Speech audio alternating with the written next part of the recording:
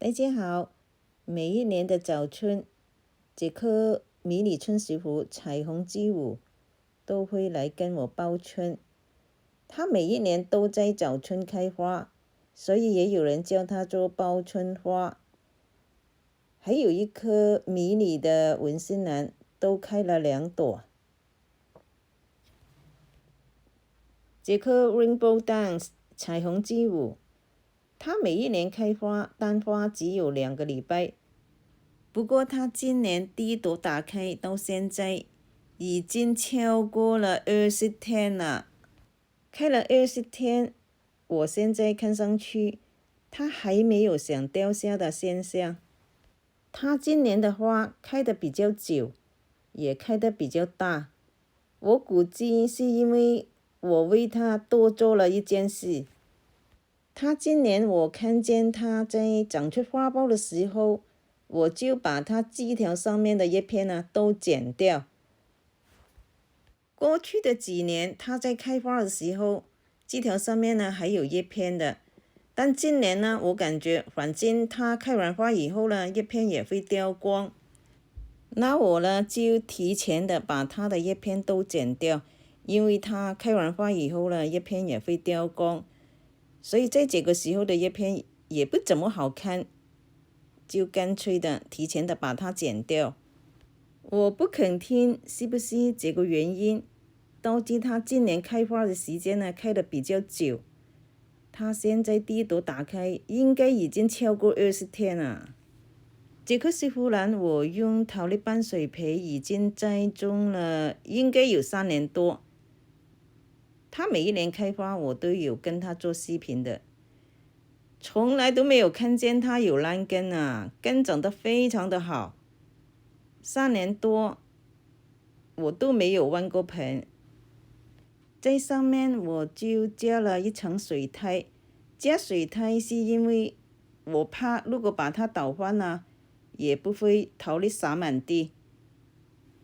它每一年在开花的时候都同时间在长新的枝条，现在已经有6个新芽长出。今年开花的有4个枝条。今年我看见它花苞已经长出的时候，我就把它所有的叶片都剪光。我估计就因为把它的叶片剪光，它有更多的养分，导致它今年开花的时间开得比较久。如果要把它的枝条剪下来做培育，今年开花的先不好剪。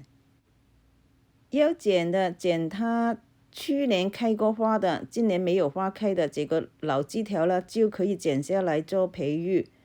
我都培育了好多盆了。今年开花的枝条先不好剪，因为它还可以提供一些养分给刚刚长出来的一些小芽。去年开过花的，今年也没有花开，所以今年就可以把它剪下来培育。它今年有4个枝条在开花，到明年呢就有6个枝条，因为到现在我已经看见有6个新的芽长出，有一些已经长得很好了，长得很大。春石斛它需要低温催花，低温我一般给它14到15度都已经可以了。白天呢可以温度高一点也没关系。它是桃力拌水培，所以我从来都没有跟它控水。在冬天，我会给它1个桃力的水位；如果在夏天，我会给它3个桃力的水位。这个品种，我感觉它对桃力拌水培还是蛮喜欢的。我还有几盆用了普通的栽种，感觉还没有这一颗长得好。我在上面还下了一些文钾肥。如果你都有栽种这个品种，花开的比较短，那你可以试一试，看它花苞长出的时候呢，就把它枝条上面的叶片剪掉，感觉它效果还是蛮好的。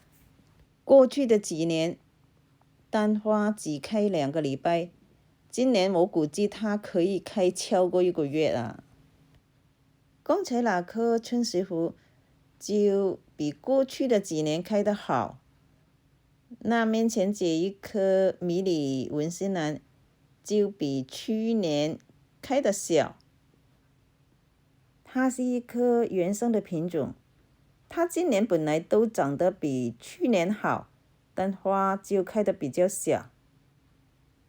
哎呀，不小心弄断了一朵。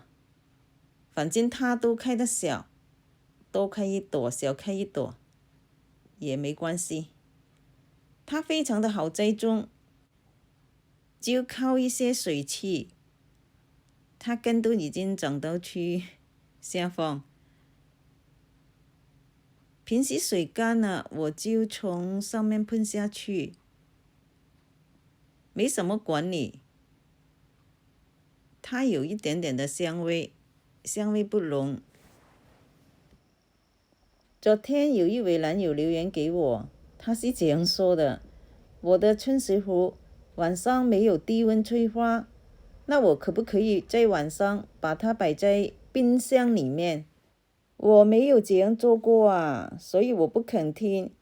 晚上把它摆在冰箱里面低温催花，是可不可以？你可以试一试，如果成功的，请你告诉我。我自己呢就没有这样做过了。后院的洋水仙开得很美啊，现在应该已经差不多全打开。洋水仙它不怕风吹雨打，我这边已经下了10几天的雨，每一天风都很大，它还是开得很好。我最近都有不小的兰花在开，其中这一棵，你看它开了一朵，没有唇瓣，只有4个花瓣，开得奇奇怪怪的。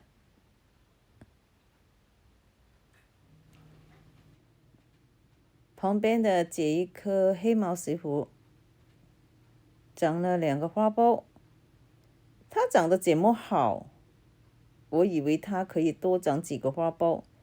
它去年也是开了2朵，今年同样也是只长了2个花苞。